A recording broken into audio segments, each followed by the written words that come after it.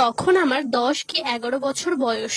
আমার বাবা আমাদের বাড়ির সামনে যেটুকু জায়গা আছে সেটুকু জায়গায় সবজি চাষ করত। আমার বাবা চাষ করা সেই সবজিগুলো নিয়ে বাজারে যেতাম বিক্রি করতে। শুধু সবজি চাষ করতো না আমার বাবা, তার সাথে আমি যেই এখন টোটোটা চালাই সেই টোটোটাও আমার বাবারই ছিল।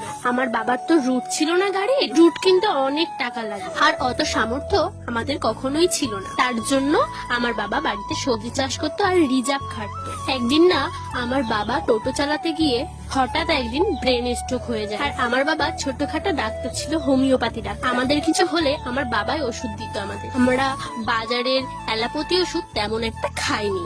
বাবার ব্রেন স্ট্রোক হওয়ার পরে বাবা টের পেয়েছিল বাবার ব্রেন স্ট্রোক, কিন্তু আমার বাবা বাড়ি এসে কাউকে কিছুই বলেনি বাবার এমন সমস্যা হয়েছে। বাবা ঠিকঠাক কাজবাজ করতে পারতো না, তারপরেই আমার গাড়ির লাইনে আসা। ঘটনাটা পুরো বলবো, তার আগে আমার সাবস্ক্রাইব করতে হবে। পরের ভিডিওতে বাকিটুকু বলবো। আজকের মতো